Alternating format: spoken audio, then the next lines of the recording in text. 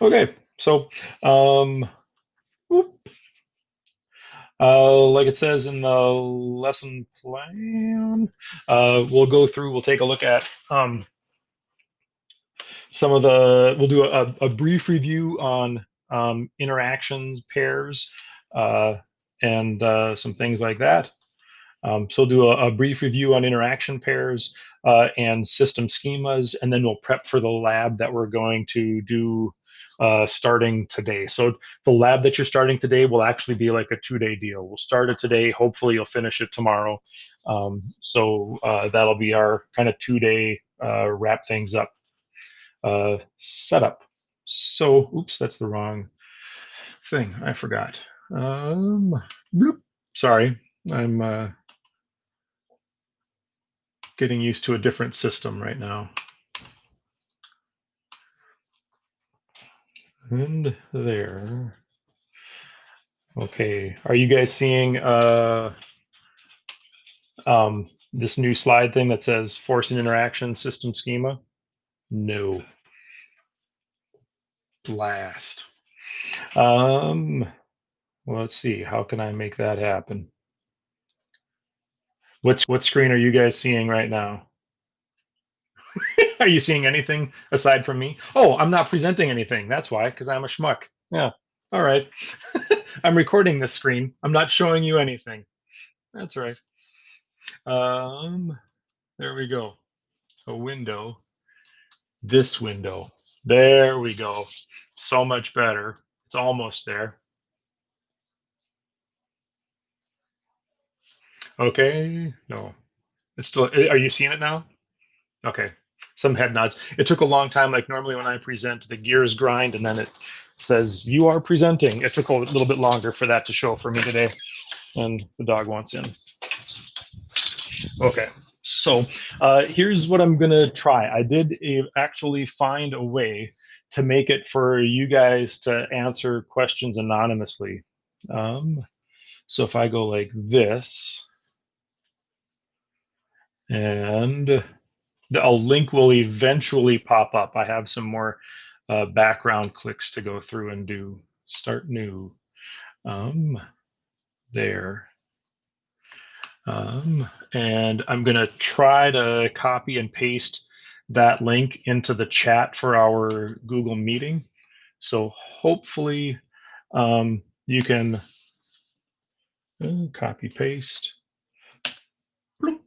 So hopefully you can go to the chat, open that link, and then what you should have is a screen that allows you to ask questions. It'll say something like "Ask your question," and then on the bottom left, there's a little checkbox. You can just exit or click it or whatever, and that makes it an anonymous ability to ask questions. What I'm hoping we can do is use that as a way to ask and answer questions. So it's supposed to be a way, like if you're at a big fancy schmancy presentation and you have a question for the presenter, you can use that. I'm also going to use that as a way for you to answer questions that I ask. So um, interaction pairs. We've got this diagram here with a horse and pulling a cart back in the day.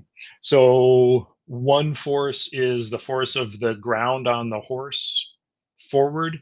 From the list of forces here, what other force must always be the same size? What other force is a Newton's third law pair for that? And you should be able to, in the link for this thing, um, instead of asking a question, answer that question. You should be able to also then click on anonymously.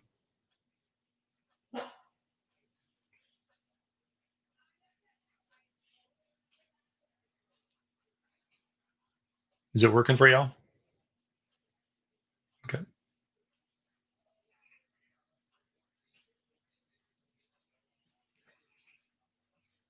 Nobody has, nobody's answered that one yet. What's going on with that?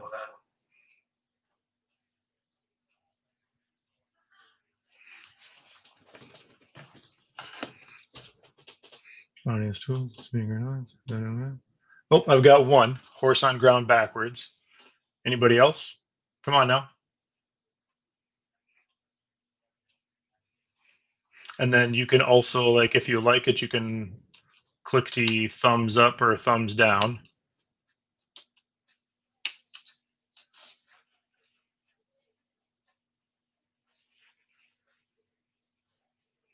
Come on now. There's like 30 of you here, and we've got one person that types it in. Oh, Lordy, you guys. Okay, so whoever this, so hey, number two, oh, you guys, oh, my favorites. Of all the classes I've had today, you're my favorite.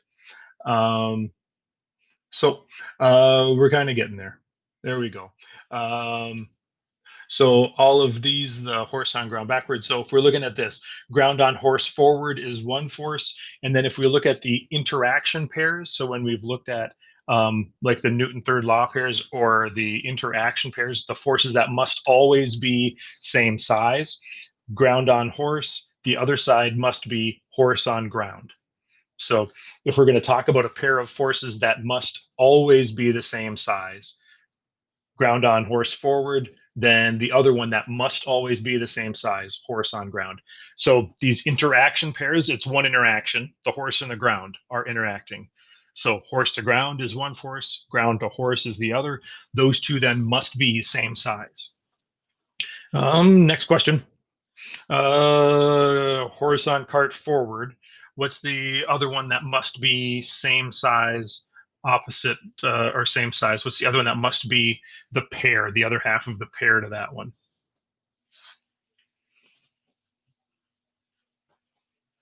You can type that into the deal as well.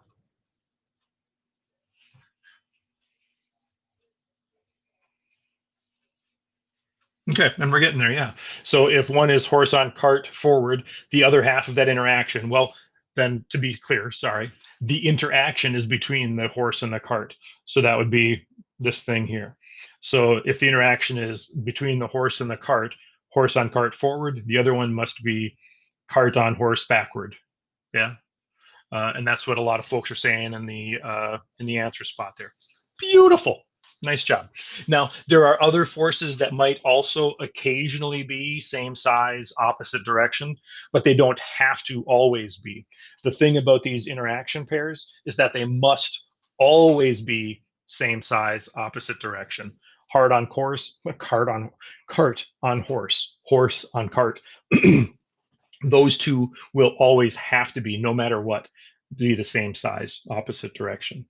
Other forces might occasionally have that same condition, but they don't have to always be that same way. All right, then ground on wheel. What would be the other half of that one?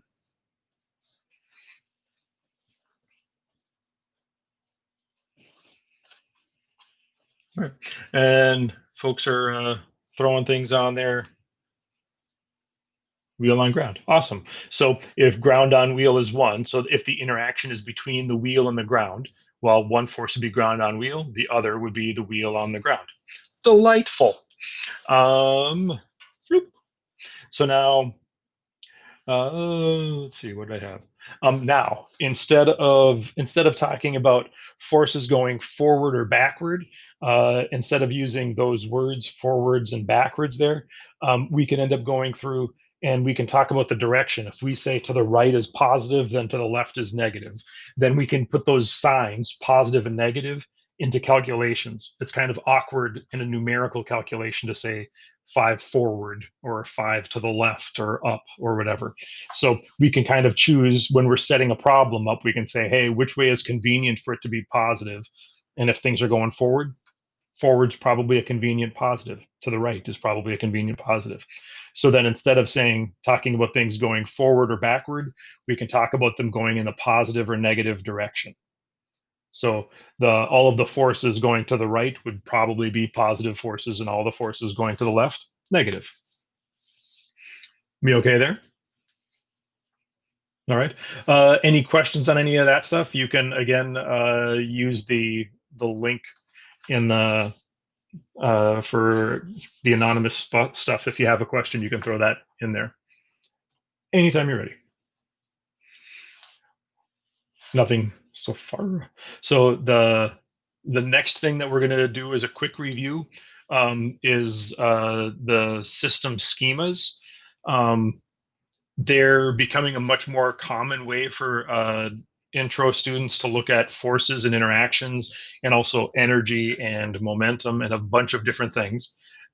This was the assignment that you had on Tuesday. Um, let's see. I might need to change. Let's see. Is it still showing you the slideshow, or is it showing you the worksheet? Slideshow? Slideshow. So I'll need to worksheet. Okay. Thanks. I really appreciate the help, guys. Even just the it's it's really helpful. I appreciate it. Thank you so much. This whole thing is just flipping weird. So I really do truly appreciate it. Thank you. Okay.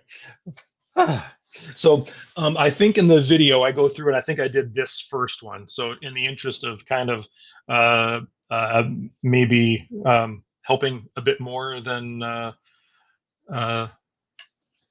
than that, let's see. I'll scroll to the last one.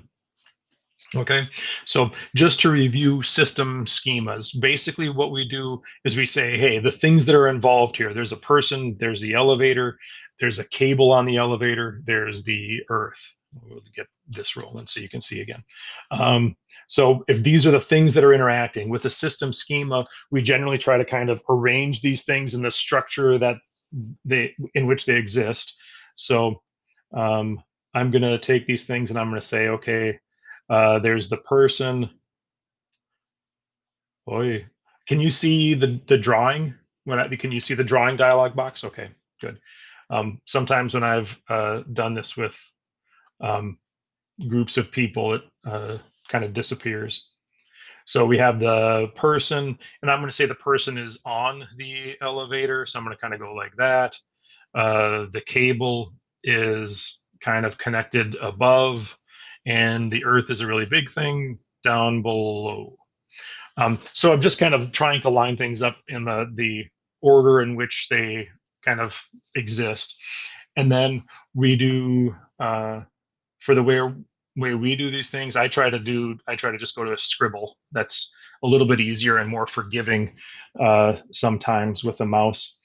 And we'll use solid lines to show interactions that exist with like actual contact where things are hitting each other. So, and when we, let's see, come on, there we go. So, when we look at this, if I start with the cable, does the cable actually contact the person? No. So I am not going to draw a line between the cable and the person. Does the cable interact with the elevator itself? Yeah, that's like their boxes touching. So I'm going to take a scribble line and I'm going to do a solid scribble line to the elevator. Now, if we were doing this pencil paper, we normally go with like a double-headed arrow. But like the double-headed arrows here are so I just want to swear every time I try to do a double-headed arrow on here. I find that extra like 90 seconds really annoying. Maybe not 90.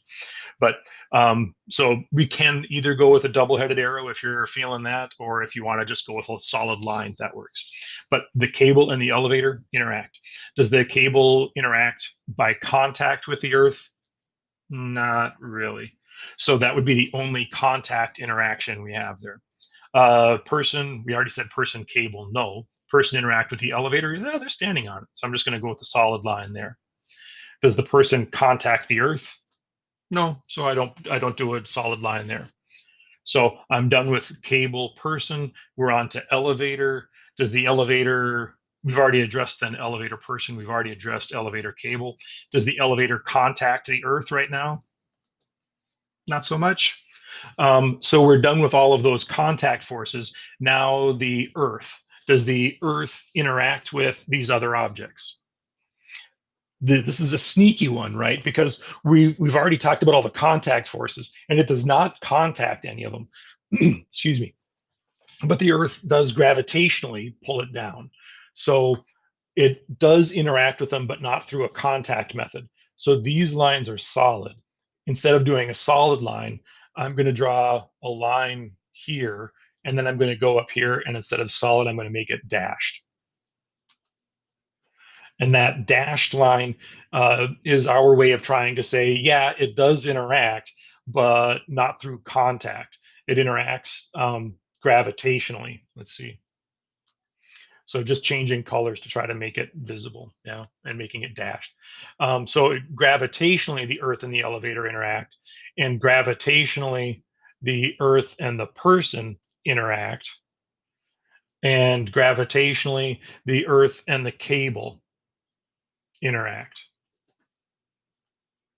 So um, there. So these dashed lines are showing interactions that are forces, but don't require contact. The solid lines are interactions that are a result of contact. Okay. Um, all right. Now let's see. I think this thing says that we're studying the person. So if we're studying the person, the last step for something like this is I'm just going to take one more box, floop, and I'm going to put a box around the person. It's going to make this not unviewable, but then I can go to this fill color and I can say, hey, make this transparent. Um, and I'm just going to make this a beautiful purple. Um, so then we have the person is the thing we're studying. All of these things are present, they're all interacting, but the thing I'm studying is the person.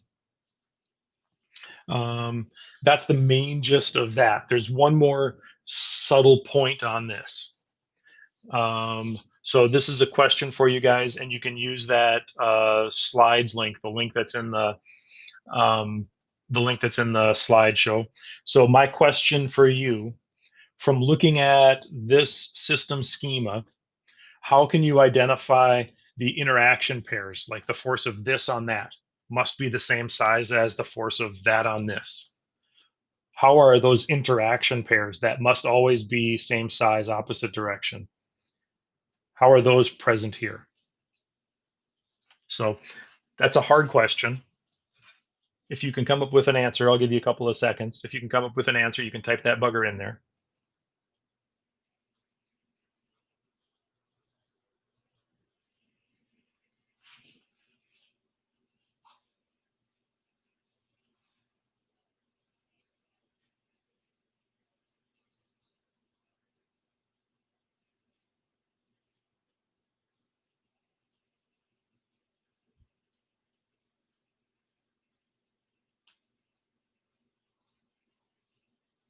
Anybody have any thoughts?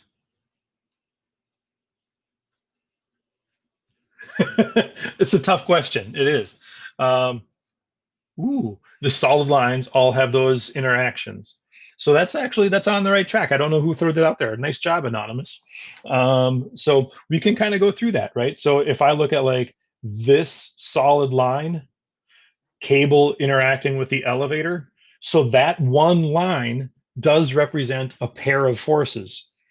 The elevator on the cable is one. The cable on the elevator is the other. So every line that we have, the posters that mentioned the solid lines, every solid line is a third law, an interaction pair. Every solid line is both of those forces, right? It's an interaction, but it produces two forces: cable pulling elevator, elevator pulling cable. Must be same size, opposite direction. And then we can also do that for this solid line: elevator pushing on the person, person pushing on the elevator. That is a pair of forces, one interaction. And it turns out these gravitational things too, these forces that do not require contact, are also third law pairs or interaction pairs, where we can say the cable gravitationally being pulled by the Earth is one, and we can say the Earth gravitationally being pulled by the cable is another. That's a pair of forces. The earth pulls you down, you pull the earth up. That's a Newton's third law interaction pair. So every one of those either solid lines represents a third law pair or an interaction pair that must be same size, opposite direction, as does every dashed line represents a Newton's third law pair, an interaction pair, must be same size, opposite direction. And that works. Somebody just asked, how do you draw those lines? So if you're talking about these lines here, excuse me, I went to this spot here, and in there we go, I think. So when I go to this spot here, I go down here, click, and then I select scribble because I feel like I can kind of drag my mouse around to whatever. Um, some people sometimes might just want like a solid line. You can floop, floop with a diagonal, but either one of those works. And I lost the thingy. Okay, there we go. All right. Then, so let's see. I'm gonna hit save and close. So that's done on that one. Um, Anybody have any other questions on these before we start looking at the lab for today? You can ask on the anonymous slide thingy that's posted in Google Classroom, or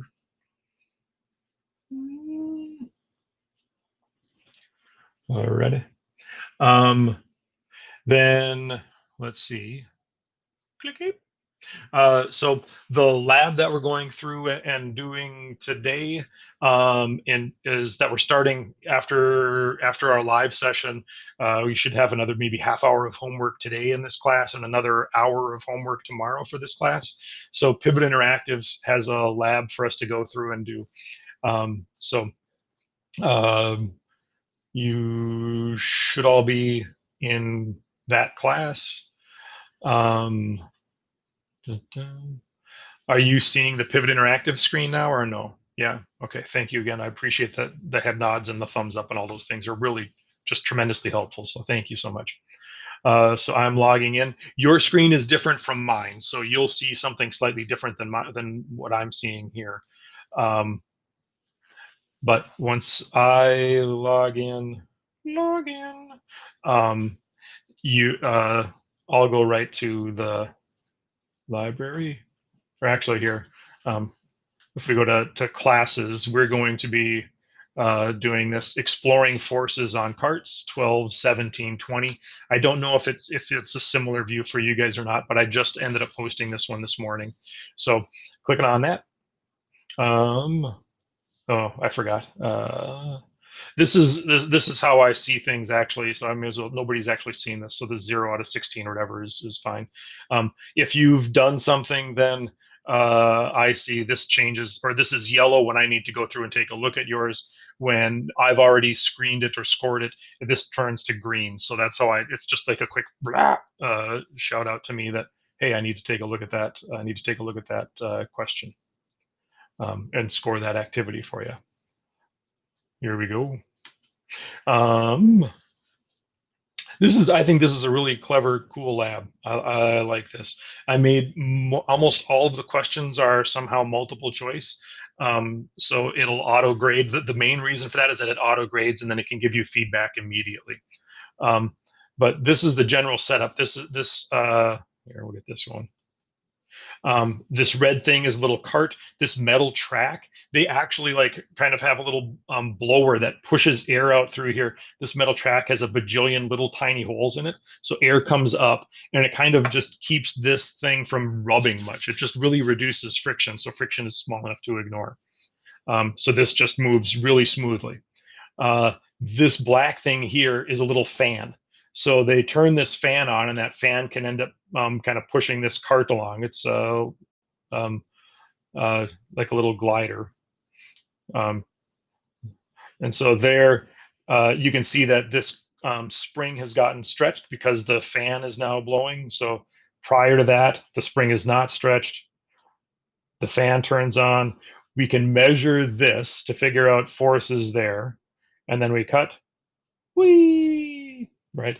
Um, it's possible to go through and change the fan to different amounts of oomph, cranking the force up, and then we see different things happen.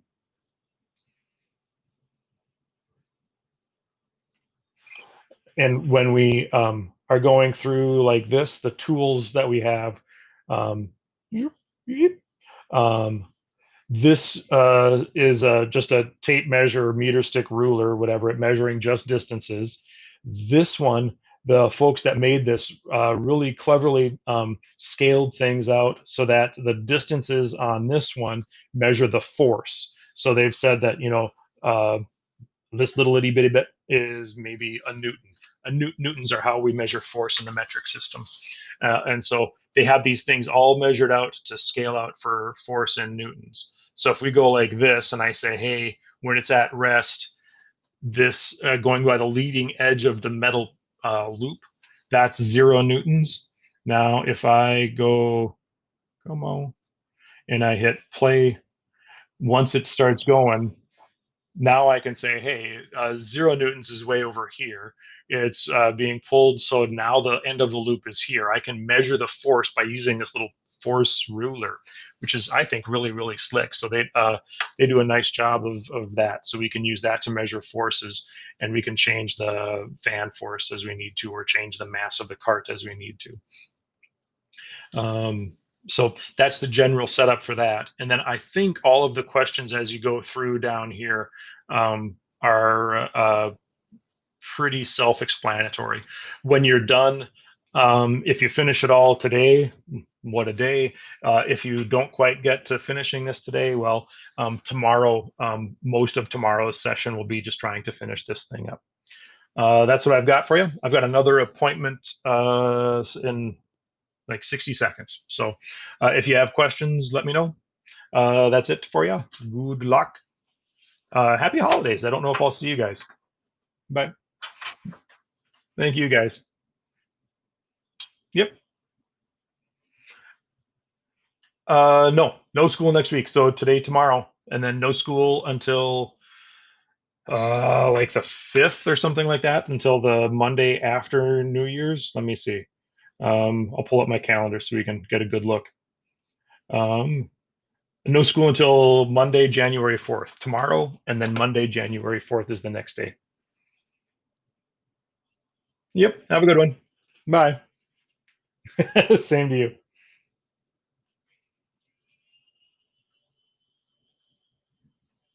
Yep.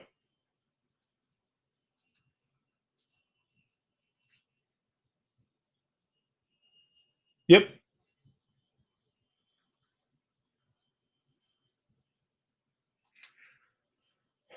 Yeah. Yeah. The route is just fine.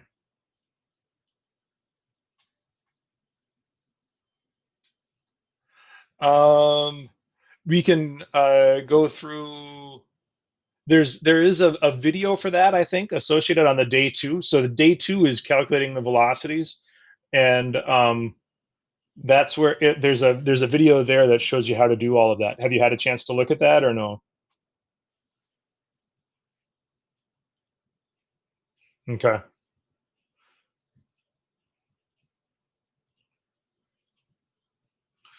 Um, okay. They're, I, they've said that they're setting up tech support stuff so you can get into the school for that and see if they can help you out with that. But if we need to, we can just also schedule our own like one-on-one chat. So I have an appointment right now, so I can't work on that problem this moment. But what's that? Okay. Do you know how to schedule an appointment? Awesome. Awesome. We'll see you. Have a good one.